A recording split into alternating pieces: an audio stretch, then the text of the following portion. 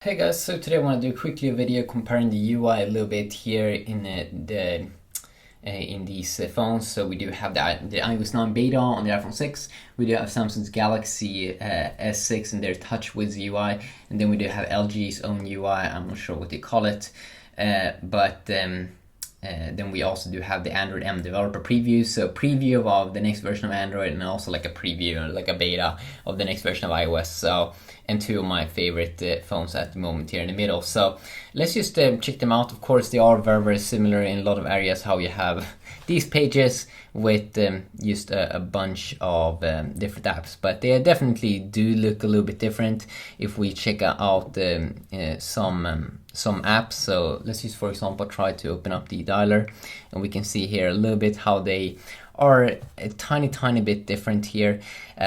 Most of them, of course, go with green. Here you have a little bit more rounded, and here more rectangles. Here to remove that, and in the stock version of Android, it looks more like the LG's own kind of UI. Let's just see here how the notifications area looks like in comparison. So Apple has their own kind of page here for notifications, and most Android devices they used to have that. You use swipe down here, and you will just see notifications pop up over here and here. The interesting thing with Android here is also that they don't have a page here at the moment when you don't have any notifications. I need to charge that phone. Sweet, that's good there to know. Let's just see here how the lock screen looks a little bit different on these devices. So the cool thing here with LG phone is you use double tap to wake it up. And this one has so many buttons. It has this HTC problem with too many buttons on the sides, so you never really know what you should tapping on. But you can kind of see here. Whoa. Okay, that was weird.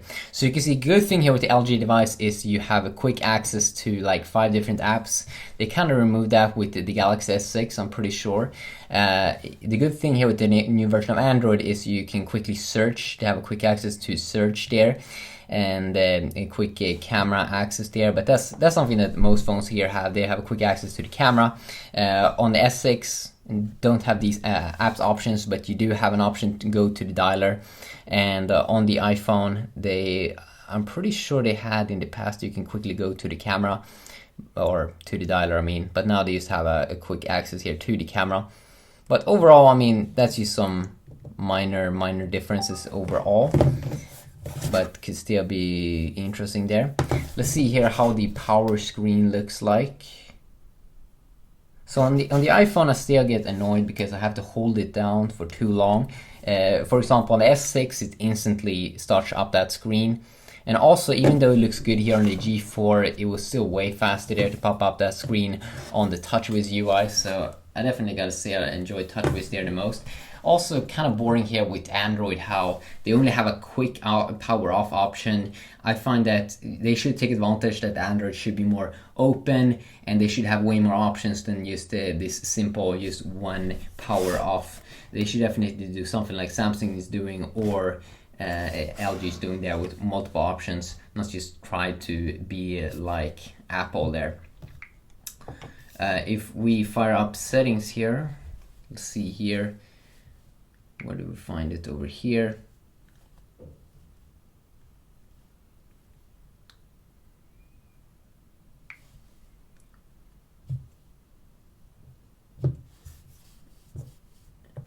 You can kind of see here that most of them have a pretty colorful UI. The annoying thing, oh wait a sec, yeah, this is really good on the LG, how you can use swipe between different pages.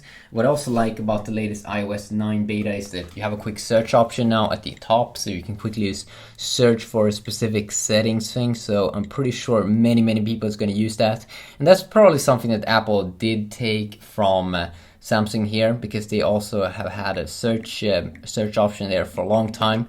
And also you do have that search option here in the stock version of Android.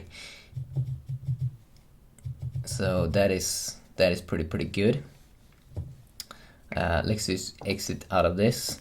Now the iPhone just still has just apps up here, but if you look at the quick things you can toggle on the iPhone, you can still use swipe up from the bottom, and you can get some like 8 different things you can toggle, or like 10 with the brightness slider.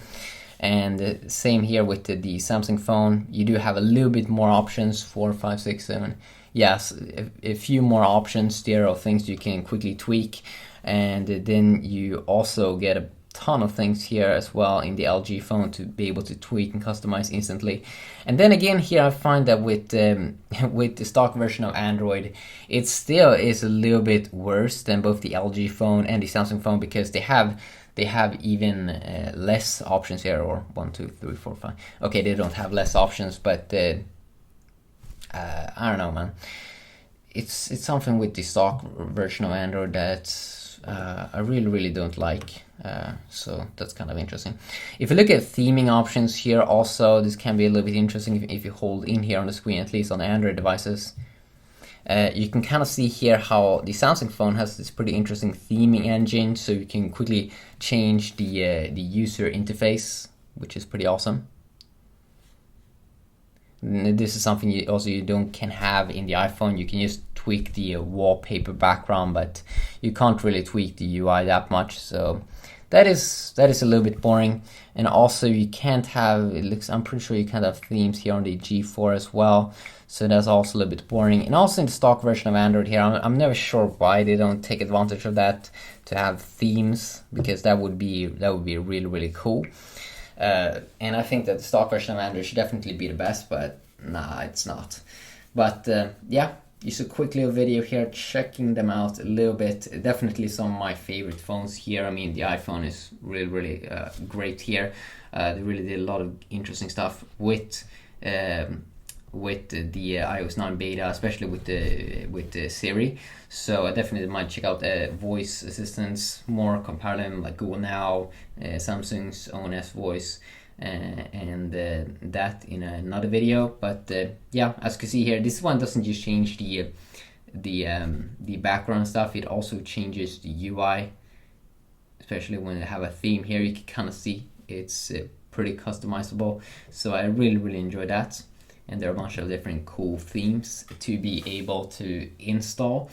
So yeah, just a quick little video checking that out. Hopefully you enjoyed, and have an awesome day. Peace.